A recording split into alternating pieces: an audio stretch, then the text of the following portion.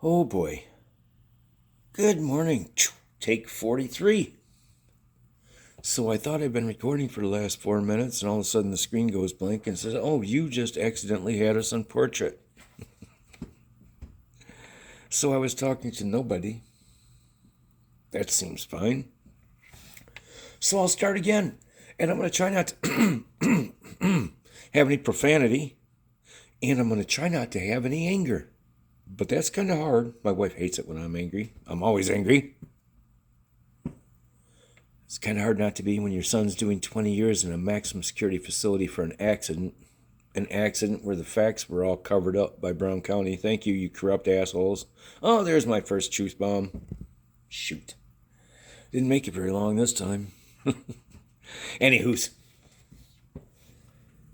So for 7 years now, he's been locked up in a maximum security facility up here at Green Bay in Wisconsin. I'll get to his case later. I'm going to try to leave him out of this. We'll just go to the general population in general. Ever since COVID, it seems like Green Bay institution is hell-bent not just on serving terms and you're serving your time and doing that, but they seem hell-bent on destroying everybody mentally. And you'll have to excuse me, I get a little catch in my throat. It's trying me not to cuss. That's me trying not to cuss. Hang on just a second. Anywho, I had to get that catch out of my throat. Hopefully it's gone. As I said, that catch in my throat was me trying not to lose my mind on this video. But ever since the beginning of COVID, these people have been on a mission to destroy the prisoners. And I know I know it's a maximum security facility, and these are the worst of the worst. But some of them are in for. Not everybody in there is an animal. Although that's not what the state of Wisconsin has allowed the Department of Corrections to treat people like, because that's absolutely what they're treated like, as animals. Mentally, I want to emphasize this is more of a mental issue now. This is becoming a mental issue where they are literally trying to destroy these people's mental stability. It may be the cleanest prison in the world, but if you mentally mind screw somebody 24/7, you're going to have a vegetable when they get done. And that's what they're doing, deliberately. The staff at the prison are following orders from people who should not be giving orders, obviously. Anywho's, let me get to the concern that I'm having right now. 3 months ago, we were instructed after all this. Well, first of all, there's been a lot of news about Green Bay's facility, suicides, some drug overdoses, the lockdowns, the cost of the lockdowns to the prisoners' mental stability and all this. And there's a young man for the Wisconsin Examiner that's still doing stories, follow-up stories. And I believe he has my son in one of the mental stability stories that's coming up here soon, but that's beside the point. So we get into a visit about 3 months ago. They decided that they're having this internal drug problem, I guess. I don't know if they just decided that this was a cure to this issue. Apparently not. But they decided to take away warm food. We walked in one day and all the machines had out of order. And me, not being a dummy, knew what was going on. I mean, you don't have all these machines just go out at once. So right then we kind of got the truth out of them right there at that visit. One of the guards let it slip that they had a memorandum that they were going to stop doing hot food. Sure enough, next week come into a visit, the microwaves are all gone, the hot food's all gone out of the machines, and all you can now get your prisoner is chips, a cookie, some donuts, no hot food, nothing that can be cooked or anything like that. Anyway, I'm sorry, I kind of lost my track of thought, anyway. Yes, I'm getting old doing this. It's wearing on my soul, dealing with the state of Wisconsin and the Department of Corrections. So they took away the hot food.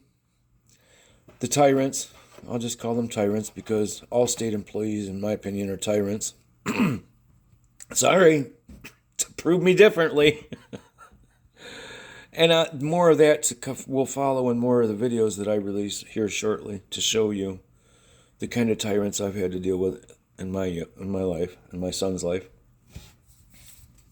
But moving along, so they took out hot food. So we've been dealing with that for about 10, 12 weeks. I don't know, 8, 10 weeks. I'm not exact sure the date. Don't care. It doesn't matter. So we've been dealing with just chips and just sodas. We moved along until yesterday. And apparently they had already zeroed me out as I was going to be part of the problem. One of the issues is because I have a lot of money invested in games up there, several $100. I've bought multiple games of the same kind that wore out or whatever. I used to be the game supplier until COVID, and then when COVID came, the tyrant who was working in there confiscated them all. I don't know. I think she took half of them home with her. I never did get accounting of where all my damn games went. Uh-oh, there's my first cuss word. Sorry. Anywho's.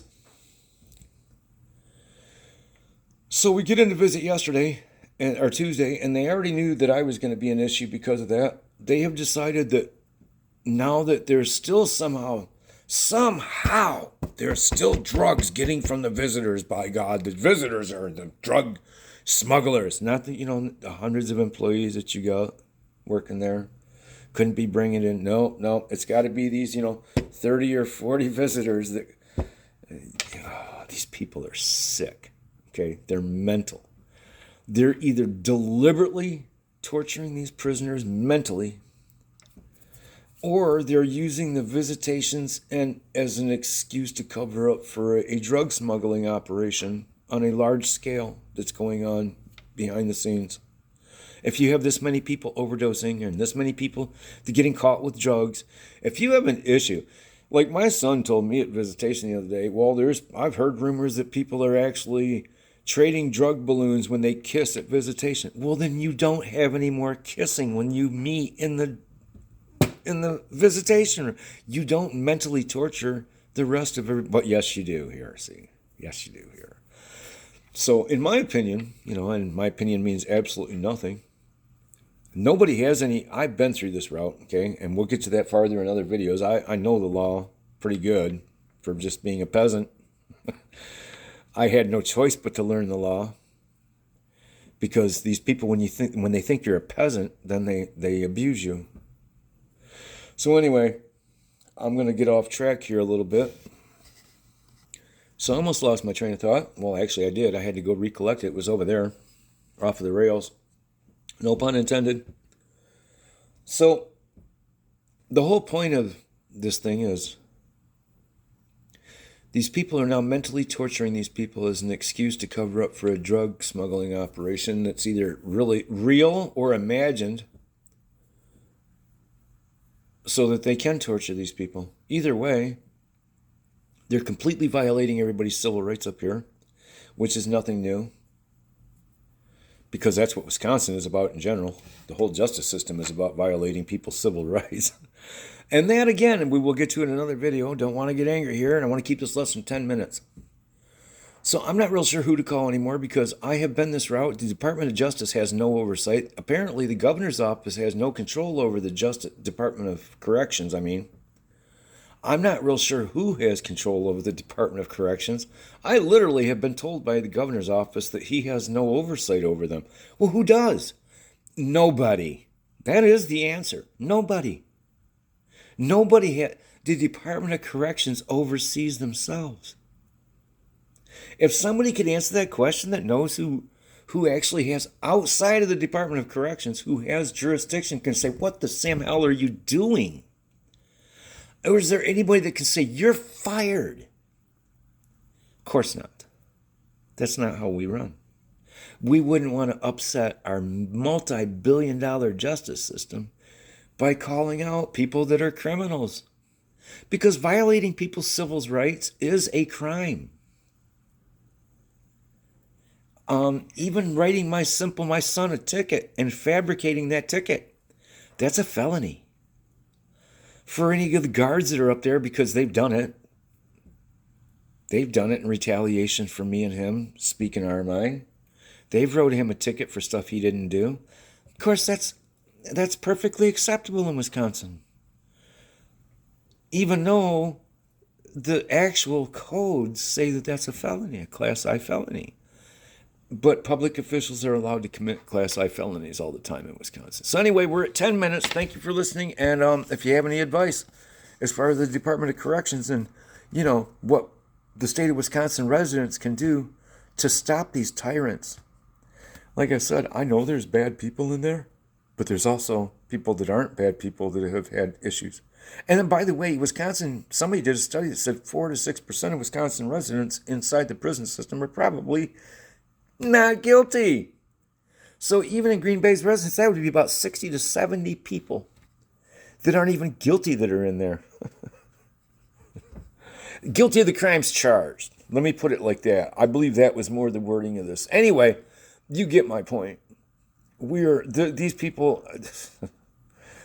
Oh, man. Have a great day.